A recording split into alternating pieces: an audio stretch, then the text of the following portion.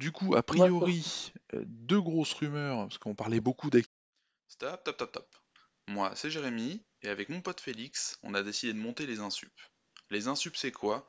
Bah, c'est deux passionnés de foot qui se retrouvent en live sur Twitch chaque semaine pour parler foot. C'est un concept basique, je sais, mais quand c'est un supporter parisien et un supporter marseillais qui se parlent, bah souvent c'est marrant, ou en tout cas, il y a du débat. Alors si t'es chaud, abonne-toi à la chaîne et lâche ton meilleur like. Et puis, si tu veux débattre avec nous, bah ça se passe sur Twitch. Tu vas en description, il y a tous les liens. Notre chaîne Twitch, notre compte Twitter. Allez, bonne vidéo. Kimi, ces derniers temps, on a parlé de pas mal de rumeurs autour de Pochettino, etc. Deux grosses rumeurs sont apparues ces derniers jours.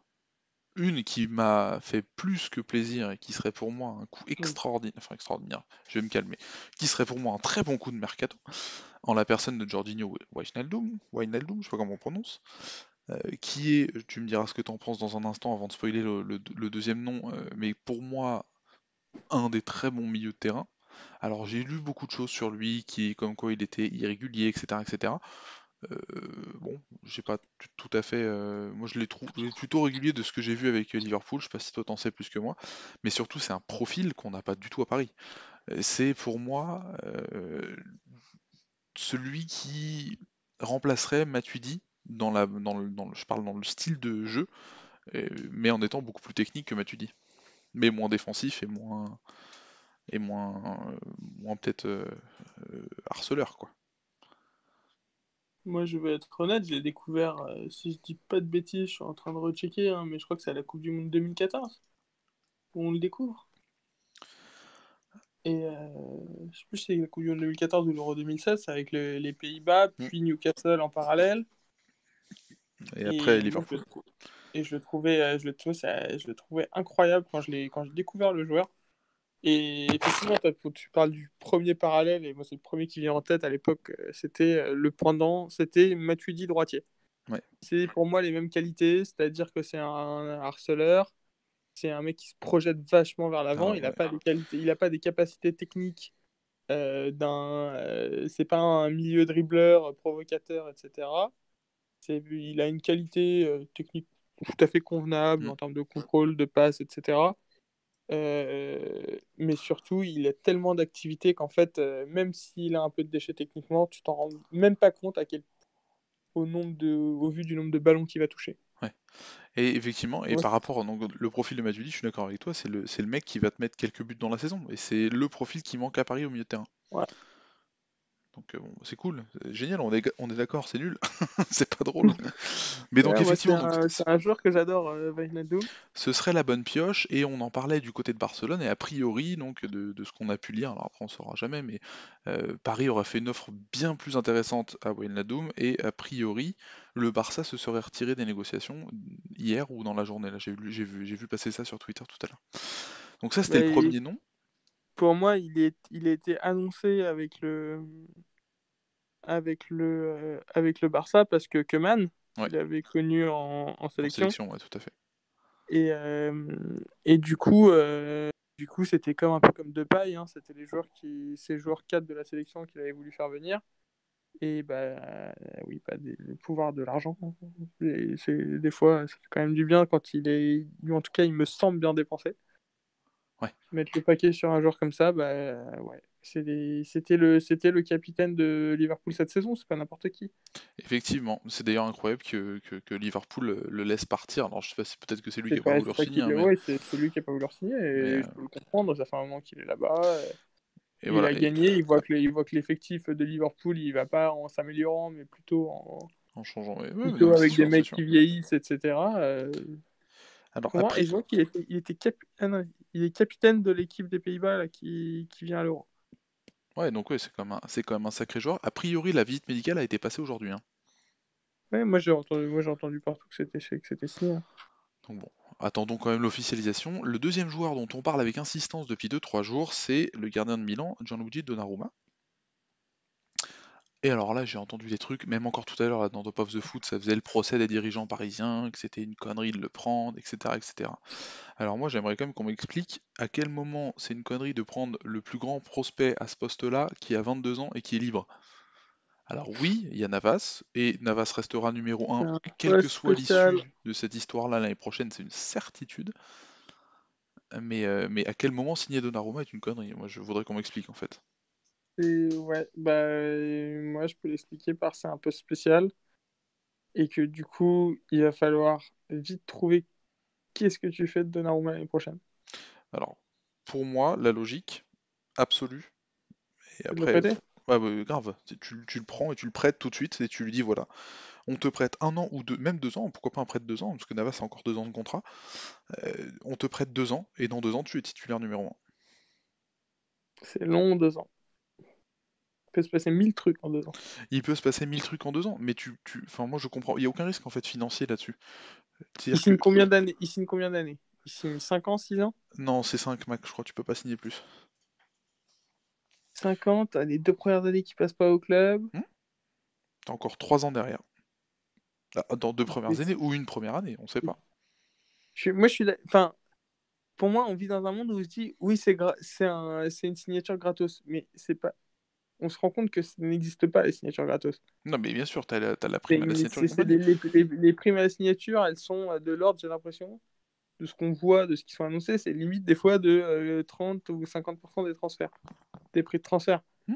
Donc c'est pas un mec gratuit, Bah, c'est un 30 ou mec, 50% de zéro, ça fait toujours ça. Non, je rigole, mais c'est pas un mec gratuit, c'est un mec fortement discounté, oui. mais c'est pas un mec gratuit. Et du coup, bah, sur le contrat que tu vas lui signer avec son gros salaire, il va falloir réussir à refiler son gros salaire à l'équipe à qui tu le prêtes, c'est pas sûr. Ah, tu Parce peux que prendre en maintenant, charge une partie du salaire, ça, pour le coup, tu vois, les clubs, ça peut se voir. les clubs pour l'accueillir, ils sont en position de force. Hmm. Ils savent que Paris, ça peut leur péter le vestiaire de le garder pendant l'année. Ouais, mais t'es pas obligé de le prêter à un top club qui va jouer la Ligue des Champions, qui va être un de tes concurrents directs, ça sert à rien de renforcer un concurrent direct non plus, mais tu vois, genre, Et t'as pas des envie grosses qu'un mec équipes. comme ça, à 22 ans, il joue dans un gros club? J'ai pas Moi, compris la phrase.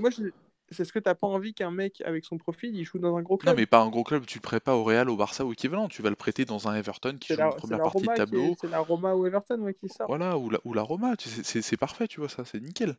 Et tu le prêtes 1 an, machin, soit tu le remets au pays pour qu'il soit bien, soit tu vas le faire découvrir encore une autre culture pour qu'il s'aguerrisse, tu essaies de trouver un club où il y a des bonnes structures de formation, un bon entraîneur, et t'essaies de le faire passer comme ça. Après, ou alors sinon, t'as un accord avec lui en lui disant, voilà, écoute, tu viens, tu es numéro 2 pendant 2 ans. Et dans 2 ans, si tu passes numéro 1. Mais dans tous les cas, et pour moi, même si tu le prêtes, si jamais il devient moins bon, machin, ou etc., mais tu peux toujours le revendre en fait si tu veux, s'il a un long contrat. Tu peux toujours le revendre sans problème. Oui, je comprends l'opération financière. Et moi, ce qui me choque un peu, c'est que Paris, c'est pas un club avec un projet de trading. Donc, hum, acheter la bonne affaire en disant ouais, il est pas cher pour son profil, Alors, etc. Je vois c'est pas pas trop comme ça que l'intérêt. je le vois. Moi, c'est pas comme ça que je le vois. Pour moi, c'est un investissement sur l'avenir. Navas, il est extraordinaire depuis 2 saisons. Il va encore l'être, je l'espère, 1 ou 2 saisons. Mais Navas, dans 2 saisons, il a 36 ou 37 ans. Donc, à un moment donné, lui aussi, soit va vouloir s'arrêter, soit va vouloir repartir au pays, ce qui est compréhensible. Tu peux pas miser l'avenir sur Navas. Je me souviens de Leonardo qui avait parlé de Néné à l'époque sur le plateau du CFC en disant Néné, c'est pas l'avenir, donc on peut pas continuer à miser sur lui. On est obligé d'aller chercher des jeunes joueurs. Bah c'est pas, pour moi Mais c'est pareil pour Navas, sauf que le problème ou l'avantage de Navas, c'est que pour le coup il est encore très performant. Donc pour le coup, il n'y a pas de raison que il soit plus numéro 1 la saison prochaine. Mais par contre, qu'est-ce que tu fais quand dans 2 3 ans en fait? C'est-à-dire que dans 2 ans, quand Navas va se barrer, on va quoi se retrouver avec Bulka et Areola qui vont encore être là? C'est pas non, gérable non, ça. mais moi, je te dis juste comment je suis assez sûr que ça va se passer s'il signe. C'est que Navas, quand il ratera 2 matchs, parce que ça pourra lui arriver, bah, ça sera tout de suite. Est-ce qu'il faut faire revenir Donnarumma l'année prochaine?